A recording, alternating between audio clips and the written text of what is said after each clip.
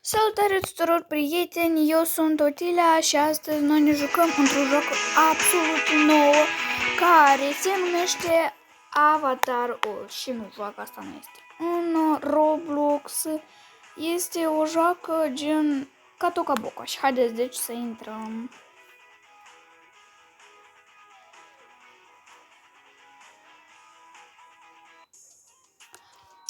Ok, deci iată, ăsta este la noi primul oraș care s-a aflat de mult la noi în Avatar Old. Da, prima dată când era Avatar Old era doar locația asta și doar marea. Da, și atunci era doar soarele și noaptea fără apus, fără ploaie și fără ninsoare. Dar Avatar Old s-a mai schimbat de când eram eu mică și aveam parc pentru căței, grădiniță, școală, yoga, de balet avem, plăcintării, spital nou și veche, unde să lucrăm, ambulanță și multe alte lucruri care au mai apărut în Avatar Old. Da. Ok, mergem mai departe la orașul următor. Ăsta să înțeleg că este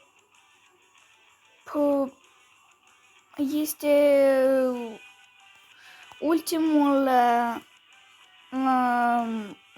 sau nu știu care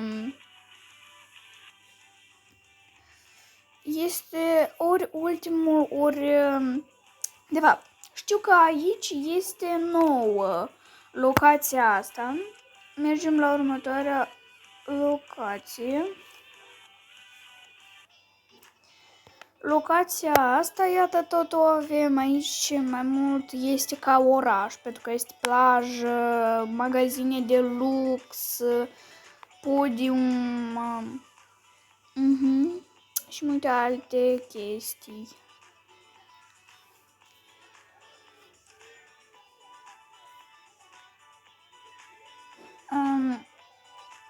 Ok.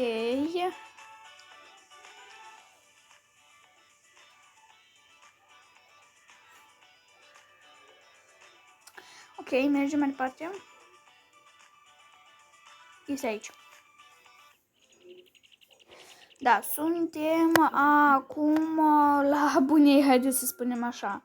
Aici este foarte puțin ceea ce avem. Avem doar fermă pentru cai și cai tot putem să-i adăugăm în familie și gen alte chestii de astea. Mergem mai departe. Este marea. Deci, marea, uitați, avem aeroportul, acolo unde să pescuim. Apropo, ați văzut că la fiecare locație se schimbă muzica? Aici este un fel de distracție pentru copii unde este apă. Aici putem să ne construim la căsuța asta mică o casă care vrem noi. Aici este unde ne oprim ca să când venim de la aeroport.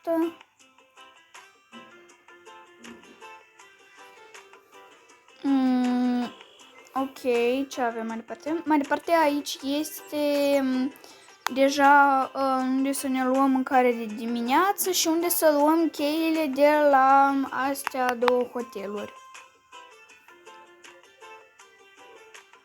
Da, iar aici deja este o plajă așa, o plajă unde oamenii se duc și se scală.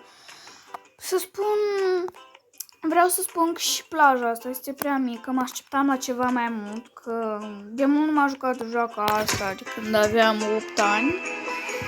Și mai departe, locația aceasta mie foarte, dar absolut foarte multă mi-a plăcut locația asta pentru că avem anume jacuzzi și este fără plată jacuzziul ăsta. Asta este iată în capăt care se află, este o căsuță unde putem să ne punem noi unde vrem. Și deja o să vedeți mai departe videoclipurile mele. Ok. acum ne întoarcem înapoi la orașul unde o să trăiască familia mea.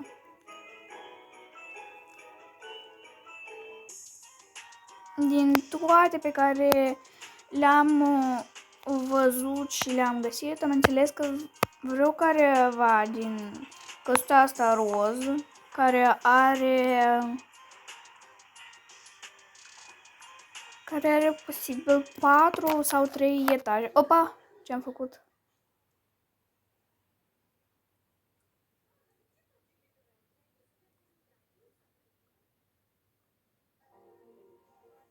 Am intrat la spital.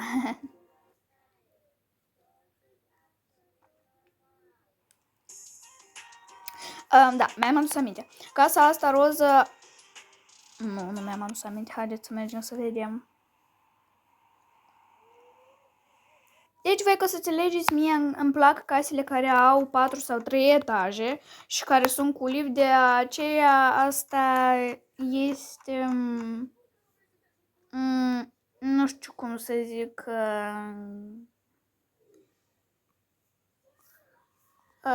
primul etaj, al doilea și mergem...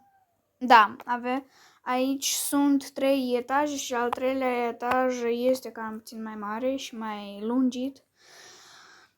Dar nu, totuși rămâne o casă mare pentru că îmi place, pentru că acolo era și bazin.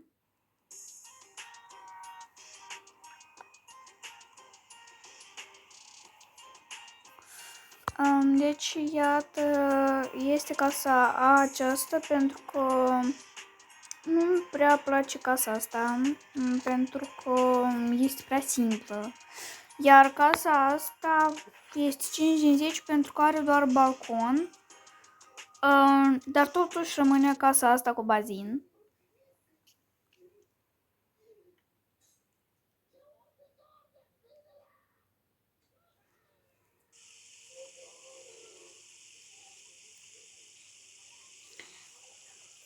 Deci, iată, eu deja aici tot am construit. De fapt, mi-a mai rămas aici vreo câteva chestii care să le mai amenajez, dar cel mai mult din tot mi-a plăcut cum am construit eu baia. Dar totuși simt că nu este destul, ceea ce am adăugat este prea simplu. Așa că vreau să mai adaug întâi ceva la bucătărie, iar apoi să mai adaug ceva altceva.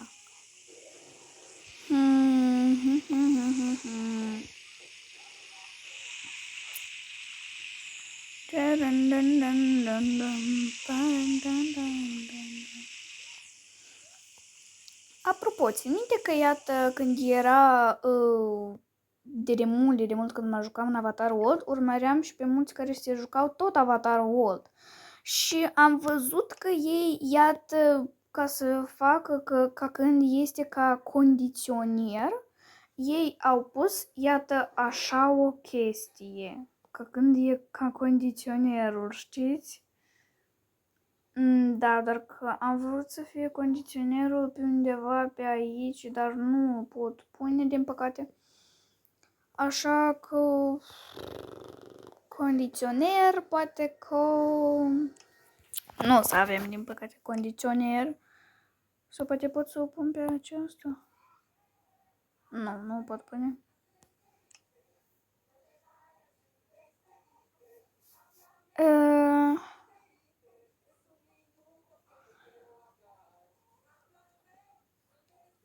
Ok, bine.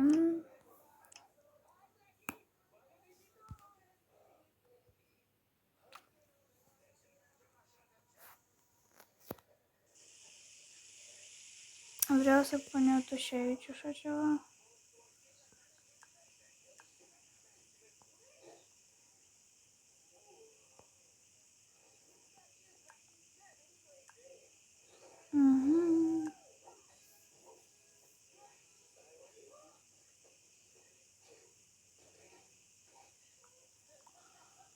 Așa, deci am vrut să pun... Oh, și pe asta tot o să pun aici.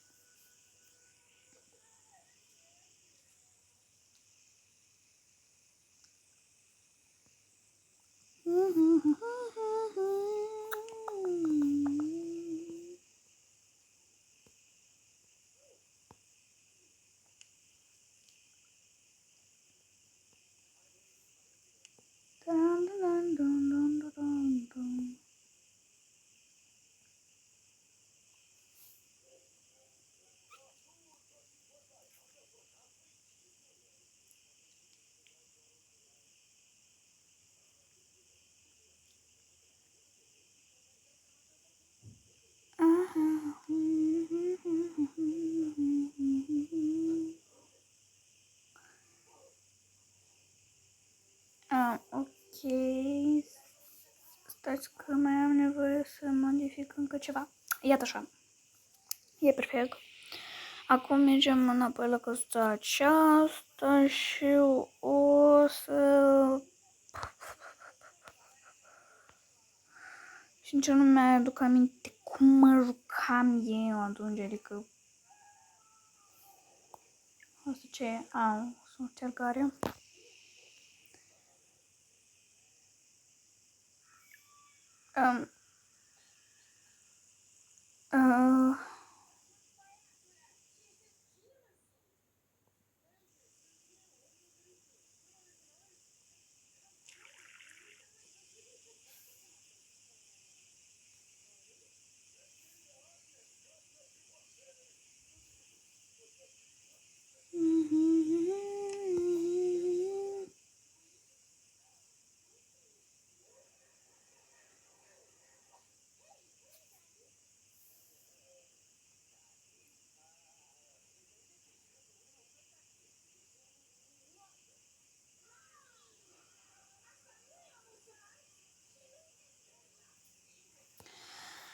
Ok, deci mergem mai departe să decorăm. Oh, iată așa o să las și o să mai modific nimic. Mergem acum la bucătărie să facem mai departe bucătăria aia. Dun, dun, dun, dun.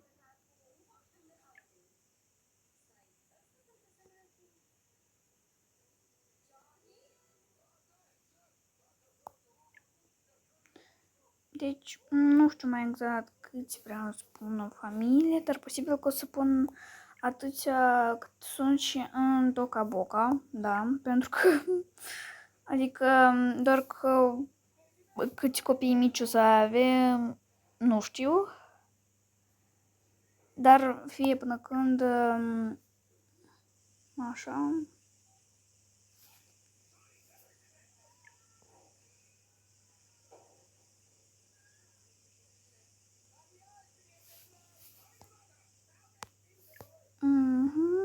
Iată așa, o să punem aici ceva drăguț.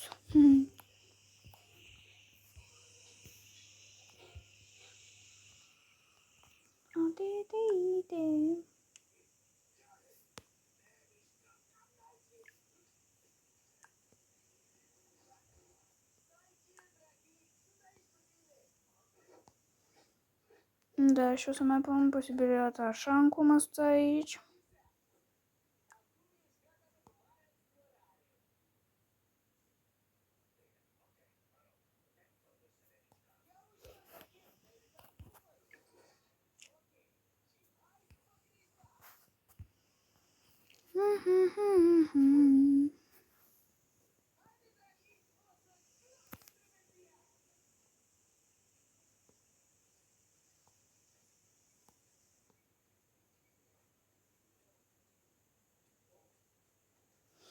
Iată așa, mai punem aici încă. Asta ce este? Oh.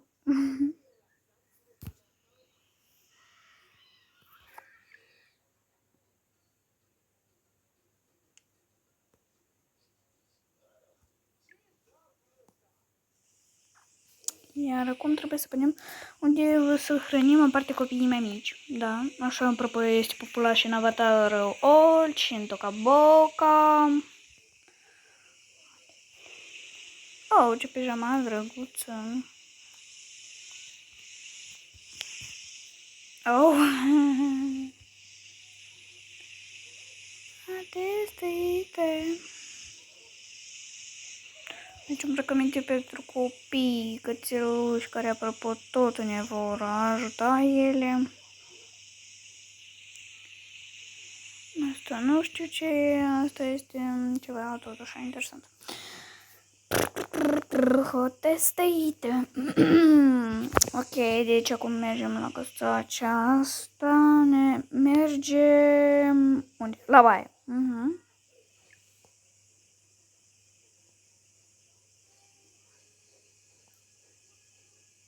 Iată așa. Mi-a rămas doar iată aici să pun așa un scaun. Atesteite.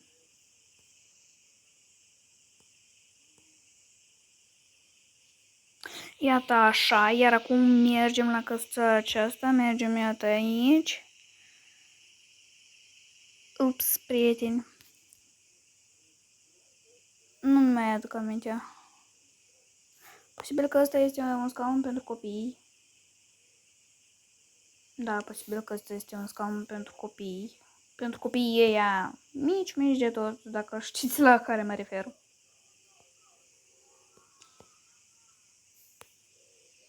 Nu, ia uite, uitați, ăsta este pentru copiii ăia mici, scuzați, prieteni, m-am încurcat.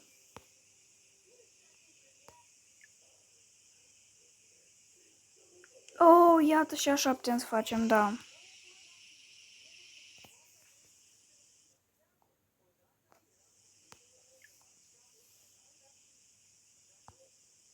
Nu-mi trebuie.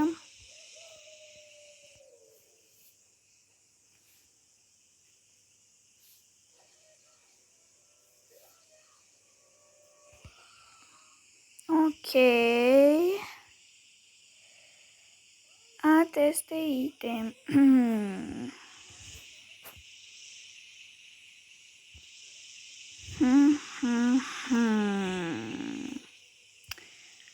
Idee, nu am ce să pun acolo din fotografii. Oh, asta. Nu.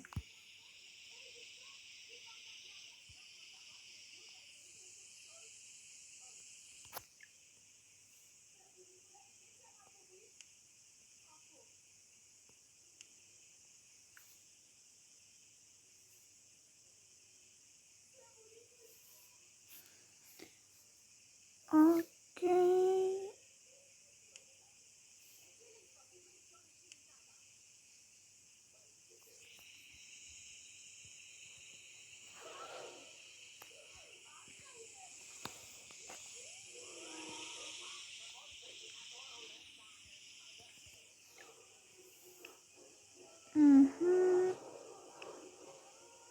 Um,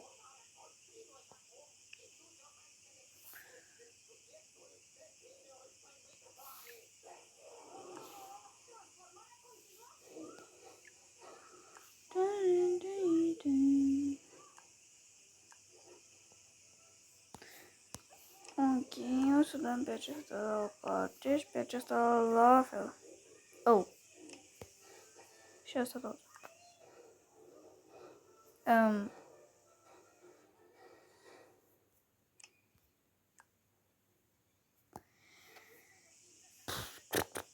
Așa, din păcate, va arăta până când bucătăria mea.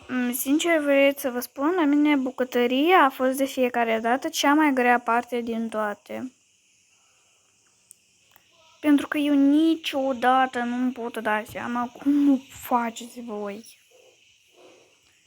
Nu știu ce este, nu trebuie asta. Oh, da, pot iată aici așa spun ceva.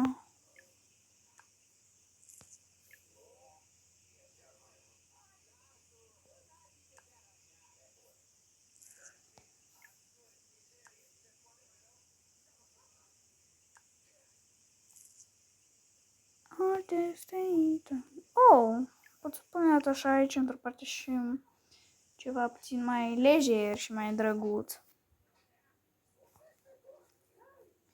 Aici așa, totul canapea se poate de pus. Hai că deja îmi vine idee ca în toca-boca.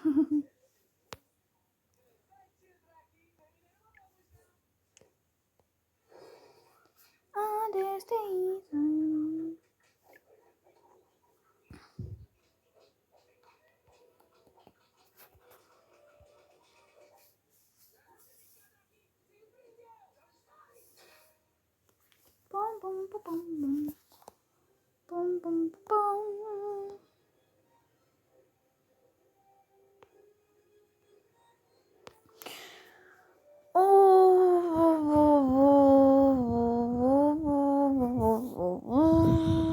Nu mai am idee ce să pun și în partea aia unde este locul preferat al tatei.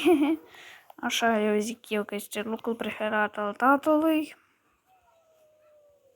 Apropo, eu mi-am făcut doar 2 personaje. Am făcut doar pe sora și pe mama. Pe sora mare și pe sora.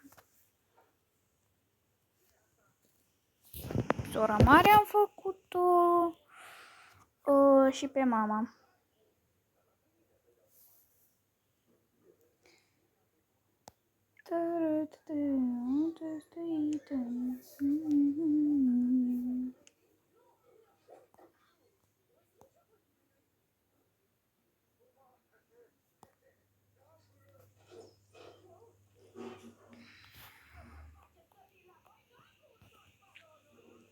Pa pa pa pa pa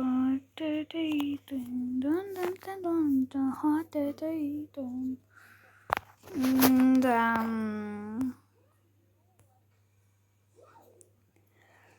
Nu mai știu ce să mai pun, adică real.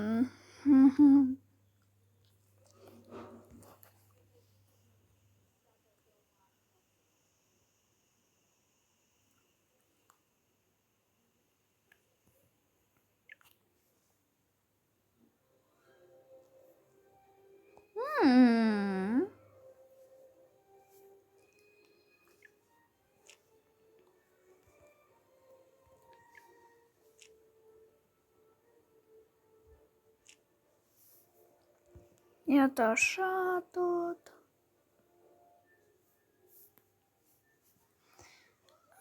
Ce să mai pun oare?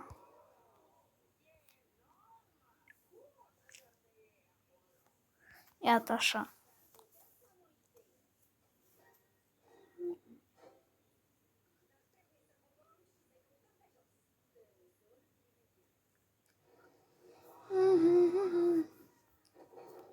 Haideți să rămână până când doar așa, pentru că nu mai știu deja ce să mai pun. Deci primul etaj cam așa arată și astăzi o să trecem chiar și la al doilea. Și dacă o să am timp, o să-l facem chiar și pe al treilea, că pe urmă deja să trecem următoarea dată la avataruri. Mergem la al doilea. Posibil că o să fac și pe al treilea etaj, pentru că al doilea...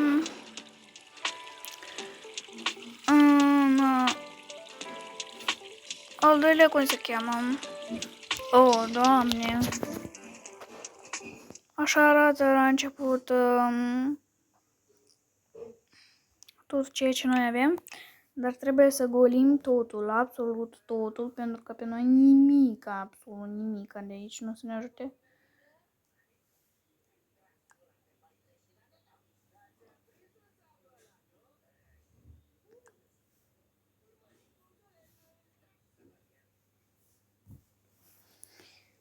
Stăite!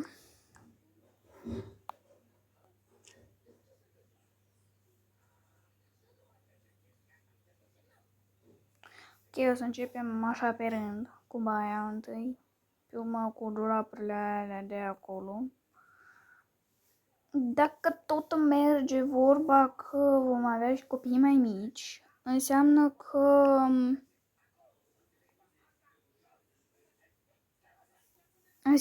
cum se cheamă? Oh, ok, n-am văzut că mai avem acolo câteva chestii.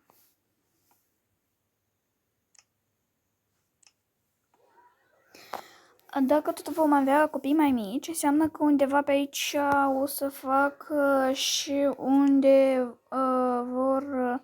va fi și locul de joc pentru copiii mai mici, pentru că acolo, la etajul ăla de sus, deja va dormi sora mai mare și ceilalți.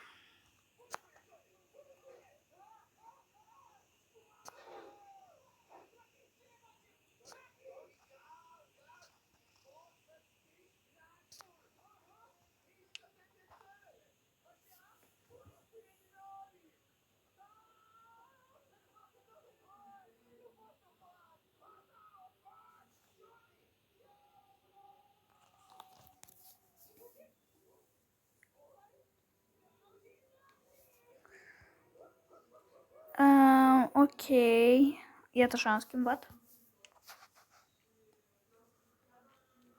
este item.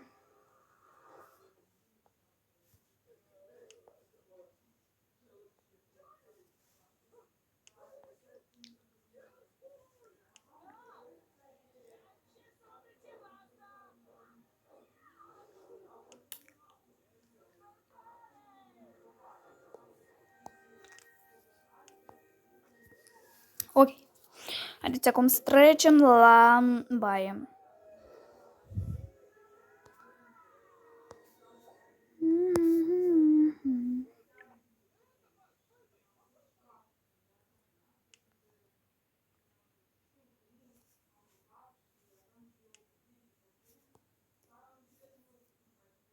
Iată așa.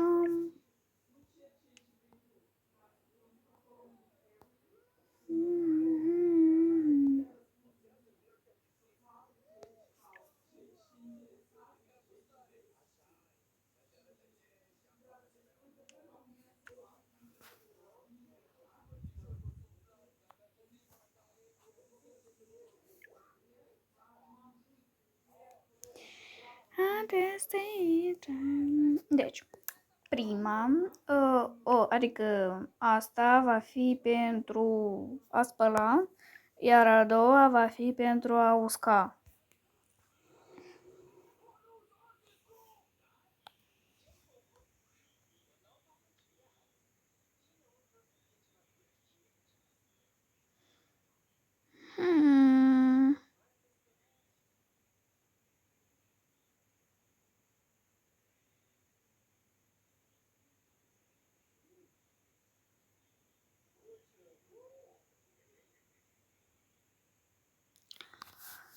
Ok.